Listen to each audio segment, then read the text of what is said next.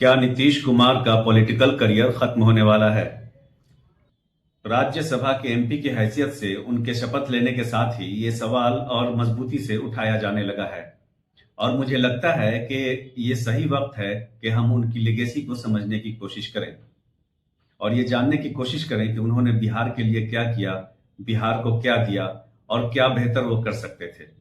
नीतीश कुमार के राज्यसभा जाने को एक बड़े बदलाव के तौर पे देखा जा रहा है। कई लोग इसे उनके पॉलिटिकल करियर में डिमोशन मान रहे हैं, तो कई लोग इसे बिहार की राजनीति में बड़ा शिफ्ट के तौर पे देख रहे हैं। राजनीति में पोजीशंस तो बदलते रहते हैं, लेकिन ये बात तो तय है कि अब की पावर प्लेयर की हैसियत से नीतीश कुमार बिहार से बाहर हो चुके हैं। तो आइए बिहार के सीएम की हैसियत से उनके 20 साला सफर का एक सरसरी जायजा लेते हैं। सन 2005 बिहार की राजनीति में एक टर्निंग पॉइंट था। 6 महीने के प्रेसिडेंट रूल के बाद नीतीश कुमार फुल मेजोरिटी के साथ इलेक्शन जीत जाते हैं। नीतीश कुमार के सीएम बनने से पहले बिहार के हालात क्या थे, इस बारे में ज्यादा बात करना अभी हमारे वीडियो का टॉपिक नहीं है। तो हम इस बात पे फोकस करने की कोशिश करेंगे कि नीतीश कुमार जब सीएम बन गए तो उसके बाद उन्होंने क्या किया। नीतीश कुमार ने सीएम बनने के बाद सबसे पहला जो काम किया वो था लॉ एंड ऑर्डर में सुधार, और मुझे लगता है कि ये उनका बिहार के लिए सबसे अच्छा काम है।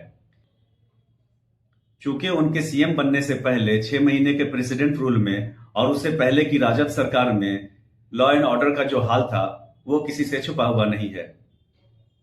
नीतीश कुमार ने लोगों के अंदर सेंस ऑफ सेफ्टी को वापस लाने के लिए बड़ा काम किया, और इसमें वो यहां तक कामयाब हो सके कि दूर दराज के इलाकों में जहां लोग सूरज ढलने के बाद घर से बाहर नहीं निकलते थे, रात 10 बजे के बाद भी बेखौफ बाहर निकलने लगे।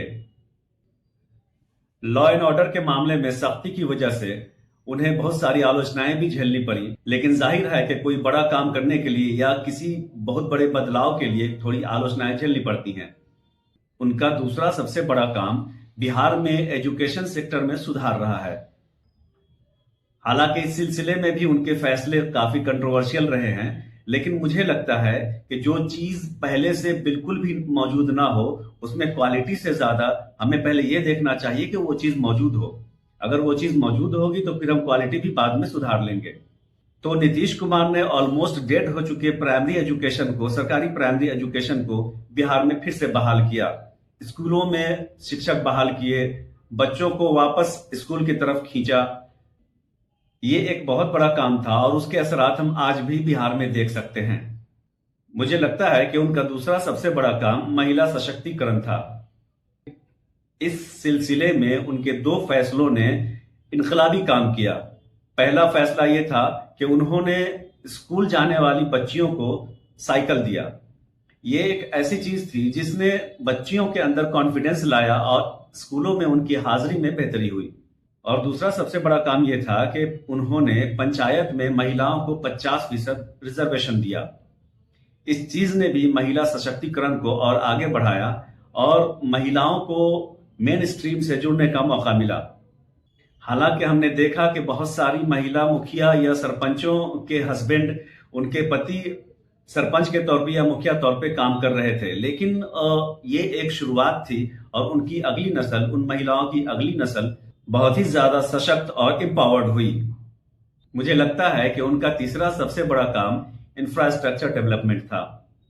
इस सिलसिले में मैं अपनी एक याददाश्त शेयर करना चाहूंगा कि उस वक्त मैं पटना में रहता था और पटना से मेरा घर 50 से 55 किलोमीटर दूर था, और इस दूरी को तय करने में हमें 5 से 6 घंटे लगते थे, और यह वक्त सिर्फ और सिर्फ खराब सड़कों की वजह से लगता था।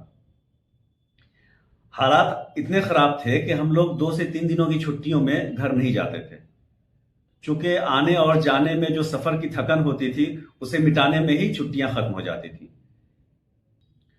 नीतीश कुमार जब पावर में आए उसके बाद उन्होंने इंफ्रास्ट्रक्चर पे काफी तवज्जो दी, सड़कों पे ध्यान दिया, सड़कें बनवाई, और कुछ दिनों में हमारा वो 5 घंटे का सफर 2 घंटे में तब्दील हो गया, और अभी तो वो 1.5 घंटे और 1.25 घंटे में भी तब्दील हो चुका है। नीतीश कुमार ये गोल हासिल करने के बहुत करीब पहुंच चुके थे कि बिहार के एक कोने से दूसरे कोने में सफर करने में 5 से 6 घंटे से ज्यादा ना लगे। तो ये एक बहुत बड़ा अचीवमेंट है मेरे ख्याल में। हेल्थ सेक्टर पे भी नीतीश कुमार ने काफी तवज्जो दी और जिस तरह से एजुकेशन में बड़े पैमाने पर बहालियां की और क्वालिटी से ज्यादा क्वांटिटी पे तवज्जो दी, वैसे ही इन्होंने हेल्थ सेक्टर पे भी काम किया। हालांकि इसके लिए भी उन्हें आलोचनाएं झेलनी पड़ी, लेकिन मेरे ख्याल से ये उस वक्त का बेस्ट इनिशिएटिव था। अगर उस वक्त क्वालिटी के ऊपर फोकस की जाती तो शायद वो मकसद हासिल नहीं हो पाता जिसके लिए वो काम कर रहे थे। उनके सीएम बनने के कुछ सालों के अंदर ही दूर दराज के इलाकों में जो हेल्थ सेंटर्स थे, जो सरकारी सुविधाएं थी, वो एक्टिव हो गई। वहां डॉक्टर्स मिलने लगे, दवाएं मिलने लगी और लोगों का इलाज होने लगा। इसका एक असर ये भी हुआ कि जो प्राइवेट डॉक्टर थे या जो डॉक्टर नहीं थे लेकिन हेल्थ प्रोफेशनल की हैसियत से लोगों का इलाज करते थे, उनका बिजनेस धीरे धीरे ठंडा हो गया। हालांकि सरकारी सुविधाओं के अभाव में उन्होंने बहुत बड़ा काम किया और उनके काम को सराहना चाहिए और एक्नॉलेज करना चाहिए, लेकिन हेल्थ सेक्टर में सुधार उस वक्त की बहुत बड़ी जरूरत थी जिस पे उन्होंने काम किया। इन सब के अलावा उन्होंने जो सबसे बड़ा फैसला लिया वो था शराबबंदी का फैसला। इसके लिए भी उन्हें बहुत सारी आलोचनाओं का सामना करना पड़ा। बहुत सारे लोग इसके लिए खुलकर आलोचना नहीं कर सके। इस फैसले के आलोचकों में मैं भी शामिल हूं। मुझे भी नहीं लगता कि उनका यह फैसला सही था और एक स्टेट की हैसियत से किसी भी राज्य को यह फैसला लेना चाहिए। कारण यह है कि शराब अभी लोगों की बुनियादी जरूरत ना सही, लेकिन लोगों की बहुत बड़ी जरूरत है। लोग शराब पीते हैं और आप उन्हें रोक नहीं सकते हैं, और अगर आप उन्हें रोक नहीं सकते हैं तो आपको उन्हें शराब अवेलेबल कराना होगा।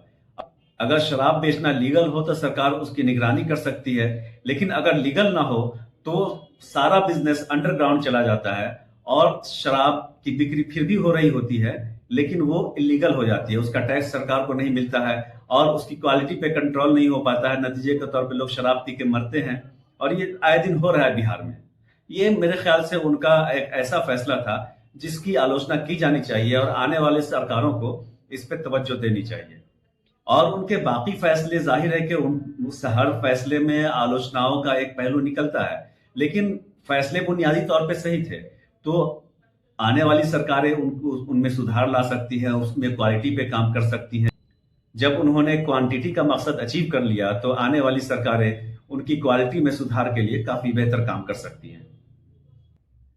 तो मुझे लगता है कि नीतीश कुमार ने अपने 20 साला दौरे हुकूमत में बिहार के ऊपर एक अच्छा छाप छोड़ा है और उन्हें बिहार काफी दिनों तक याद रखेगा।